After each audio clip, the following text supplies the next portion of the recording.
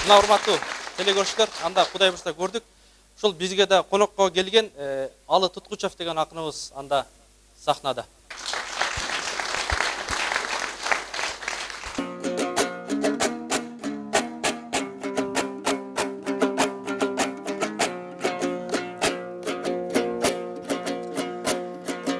Сайрайын кыргыз калкыма бүгүн жетсе экен менин добушум.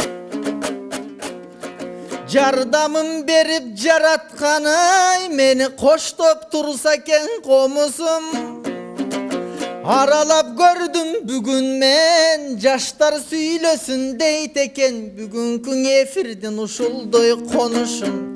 Жанымда тургандой темирлан сиздин живой микрофондой болушум. Анда кубаныч эмей эмине калкыма бир кайрылыктой коюшум. Мени да кубанычка бөлөдү жалаң жаштар чогулуп бүгүнкү студияга толушум. Анткени илгертен бериң аалымдар эл ичинден ой кеп айтат. Жаштарыңды көрсөтчү келечегиңди айтам деп айтат. Көрсө жаштар кандай болушса келечек болот ошондой. Эмиң айланайын жаштарым, ачык болсун доң асманың, баарыңар барктап жатасың. Бабалардыңдой дастанын бор болсо көрүп жатабыз. Батыштың чаап капканын болбосо батыштың каптап туманы. Жаштардын бүгүн далайынын өчүп жатат тоң ыраңы.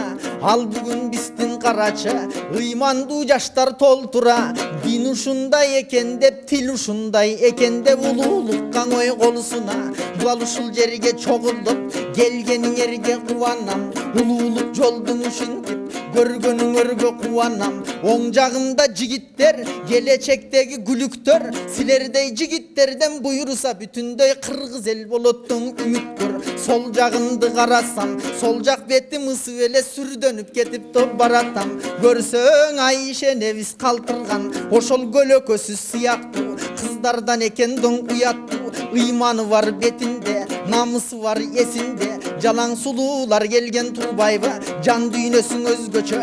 Жылуулар келген турбайбы, баарыңардын алдыңарда бакылдайлың ой ырдайлы. Пайгамбарым Мухаммед хадисинде кеп айткан, бешиктен баштап тешикке чейин илим алгыла деп айткан. Илимдин кенин аябай окуп жүргөн кезиңер, илимге илим аябай кошуп жүргөн кезиңер. Жан дүйнөңөрдү жаркытып илим менен килемди силер токуп жүргөндө кезиңер. Буйруса кыргыз калкына ыймандуу жана бактылуу жаштарсыңар доң өзүңөр. Жаштар сүйлөсүн дейт экен көк экран аркылуу калкыма жетсин до сөзүңөр. Илгертен кыргыз деп айтат, билесиңер динен айтат. Аял деген бул өзү ааламдын арулантуучу адам болот деп айтат. Анткени өзүңө аял тандабай энеңизде балдарга, эне бул университет балдарың таалим алганга. Жакшы болсо алганың, жакшы чыгат балдарың, начар болсоң алганың. Андан артыңда калар туяк жок арманга батып калганың. Ошон үчүн жаштарым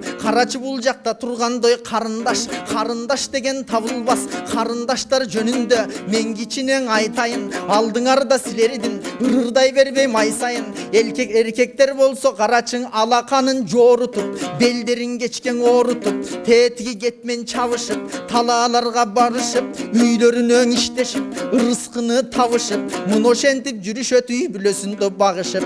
Ал эми аялдар болсоң ушинтип үйдө туруп калышат. Антсе дагы үйүндө очоктун отун тамышат. Небир инсандардын аялдар тарбиялашып багышат. Эгер аял заты жакшы болсо эгер, анда ыймандуу жаштар чоңоет, ыймандуу жаштар торолот. Аял затың ыймандуу уул кыздардын өстүрсөң, ыймандуу уул кыз чоңойсо мамлекеттен оңолот.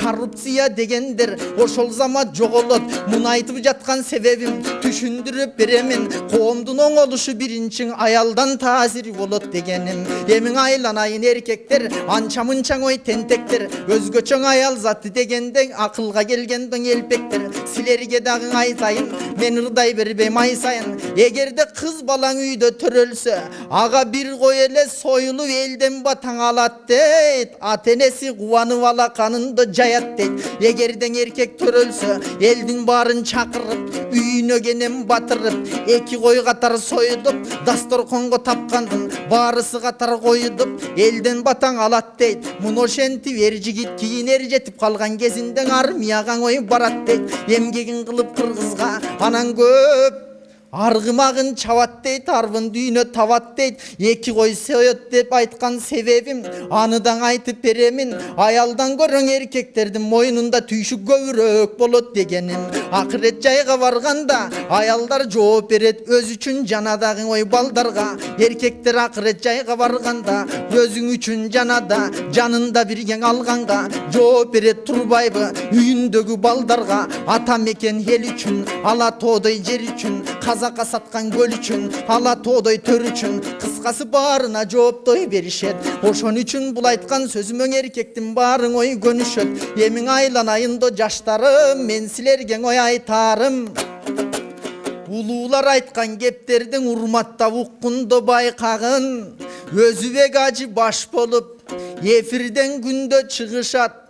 Ырыс ыйман ынтымак анын ырыстуң элген ой жугусат. Кээ бирөөлөр барышат элди аралап калышат. Ал эме башкалар элди кыдырып 40 күнгө чейин чыгышат. А булар көчөгө чыкпай олтуруп бир студиянын ичинде билинбей даават кылышат. Көрсө булардын айткан сөздөрүн эфирден көп эл угушат. Жан дүйнөң таза нур болсо анда жашоодо болоттой керемет. Анткенин авалдан бери тарыхтан ыймандуу кыргыз эл элек. Айрымдар бизге кеп айтат, Манас деген эч качан намаз окубайт, ал өзү башка жүргөн деп айтат. Жок, мен айтып берем кичине, анча мынча нерсени катмак белем доң ичине. Илгери кабылан Манас барында, хандыкты кылган чагында, Айкөл Манас кабылдан Бейжиңге чейин барыптыр. Алтайчалык ал жакта хандык кылып калыптыр. Таң агарып атарда, тараза жылдыз батарда, Айкөл Манас кабылдан суу боюна барыптыр. Даратка колун салыптыр, оң колду сууга салыптыр да кол даратын алыптыр. Оң бутка сууга салыптыр, бут даратын алыптыр. Кыбыланы баштанып, багында токуп калыптыр. Ошондо кечилдин каны Коңурбай аркасынан жетиптир. Багында тагы Манасты далыга сайыптой кетиптир. Атабыз Манас баш болуп, арактан өлбөй карачын намастан өлгөн турбайбы? Дээрсө биз Манас баш болуп мусулман, бул жагындагы ой тыңдайлы. Манас жаңы төрөлүп, ак бешикке бөлөнүп, элдин баарын чакырып, ак боз бийлер союлуп, дасторкон толо коюлуп, ак сакалдар чогулуп. Ошондон ак сакалдар кеп айтат, бул уулдун атын эмне деп коебуз эми деп айтат. Ошондо кайыптан бир дубана пайда болуп той калыптыр. Манастын атын коюуга алакан жая салыптыр. Баш тамгасына мум келсин пайгамбардын ысымы, аягына эс келсин акыл эстин тутуму, Манас болсун ысымы деп айткан кезге турбайбы? Ошентип Манас бүгүнкү күнгө айтылып дастан кези турбайбы? Бүгүн да Манас мусулман болгон деп биздей болгон жигиттер айтып жаткан кези турбайбы? Демек кыргыз мусулман болгон илгертен калкын бул жагындагы тыңдайлы. Эгер жан дүйнөбүз нур болсо, элибизде жакшылык жылдан жылга жашоосу бара берет той жакшырып. Биз өзү келечекти карачы кийинки келчү жаштарга жаткандан кийин тапшырып, 70 жылдын таасири бизди динден алыстың айдады. Карачы бүгүнкү күндө кыргыздын аябай көдөндөн арманы толуп кайнады. 70 жылың аргиме пайгамбарды дактабай компартияны сайрады. Ансе да Кудай Таалам ушинтип эркиндик берип салганы. Карачы ыраазы болсун бул күндө Ошол күндө динди карманып бизге жеткирип келишкен аталардын доң арбага эми силердей болгон жаштардын колунда болот турбайбы мындай салт улантуу калганы. Эмиң айланайын калкыбыз, эл ичинде ар дайым биздин эсен болсун жаныбыз. Азайбасын эч качан биздин көбөйө берсин дой саныбыз. Өмүрүбүздүн аягында шейиттердин катарына кошулуп кетсек деп тилейм чыгар кестең ой жаныбыз. Эң негизгисин айтарым дал ушул жерден ушинтип чогулуп турган сыяктуу. Пайгамбарымдын жанында бейиштин гүлдүү багында ылайым бир болсок экен барыбыз.